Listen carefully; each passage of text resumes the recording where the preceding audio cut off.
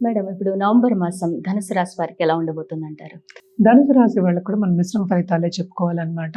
అటు 12వ లార్డ్ 12 ఇంట్లో ఉన్నారు. ఆయన కూడా 5థ్ లార్డ్ అయ్యారు. సో, తప్పక లక్ అనేది వీళ్ళకి కొంత ఫేవర్ అవుతుంది.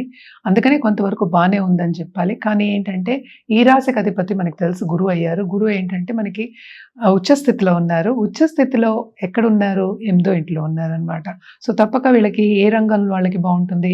రియల్ ఎస్టేట్ రంగం వాళ్ళకి, అటు మనకి కార్లు అమ్ముకుంటారు కదా! మన ఆటోమొబైల్ ఇండస్ట్రీ. ఇట్లాంటి వాళ్ళకి చాలా బావుంటుంది. అలాగే ఫుడ్ టెక్‌లో ఉన్న వాళ్ళకి చాలా బావుంటుంది. ఫార్మర్స్‌కి చాలా బావుంటుంది. అన్నీ ఖరీదవుతాయి. కానీ హ్మ్. సో, అన్నీ ఖరీదు మనకి. సో, అందుకనే ఈ రాశిలో ఉన్న వాళ్ళకి బావుంటుంది. మరి ఏ విషయాల్లో వీళ్ళు జాగ్రత్త వహిస్తే బావుంటుందంటారు? హెల్త్ విషయంలో జాగ్రత్త వహించాలన్నమాట. అండ్ ఆల్సో మనం చూసామంటే థర్డ్ రాహు ఉన్నాడు. సో, క్రియేటివిటీ అనేది చాలా చాలా వీళ్ళకి ఎక్కువ ఉంటుంది.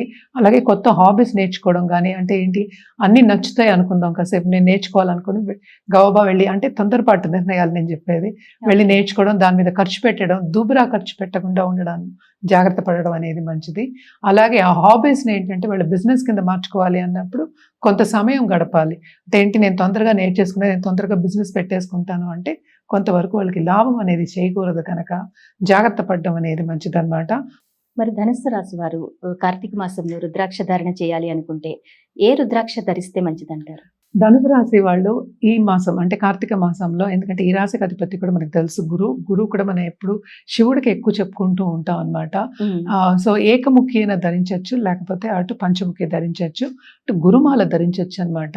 సో, దీన్ని గురుమాల అంటారన్నమాట. గురుకాంత అంటారు. సో, ఈ రుద్రాక్ష ధరించొచ్చు. ఇది రోజు అందరూ వేసుకోలేరు కనుక చాలా సో, చెప్పారు. ఒక సింగిల్ రుద్రాక్ష మనకి పంచముఖి రుద్రాక్ష వేసుకోవడం అనేది ఉత్తమం.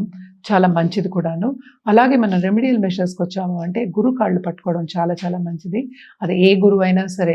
కృష్ణుడిని మనం జగద్గురు అంటాం. హ్మ్. సో, ఈ మాసం యాక్చువల్‌గాను మనకి అటు విష్ణుమూర్తికి, అటు శివుడికి ఇద్దరికీ ప్రీతి అయిన ఒక మాసం కింద మనం చెప్పుకుంటాం. సో, ఏ ఆహ్, గు గురువుని గానీ, ఏ దేవుడిని కొలిచినా, ఏ దేవతని కొలిచినా గానీ తప్పక పుణ్యం అనేది వస్తుంది. ఇది పుణ్యకాలం కింద మనం చెప్పుకుంటూ ఉంటాం. అలాగే ఏంటంటే పాజిటివ్ ఎనర్జీ అనేది కార్తీక మాసంలో చాలా ఎక్కువ ఉంటుందని చెప్తాం. సో, తప్పక కృష్ణుడిని గానీ, లేకపోతే సాయిబాబా, అదే దత్తాత్రేయ, లేకపోతే దక్షిణామూర్తి ఈ గురువుని కొలుచుకోవడం అనేది మంచిది. థర్స్‌డే తప్పక ఏంటంటే ఒక బ్రాహ్మణునికి అంటే ఏంటి బాగా చదువుకున్న బ్రాహ్మణునికి వాయనం ఇవ్వడం గానీ, లేకపోతే ఆయన బ్లెస్సింగ్స్ తీసుకోవడం గానీ చాలా చాలా మంచిదన్నమాట.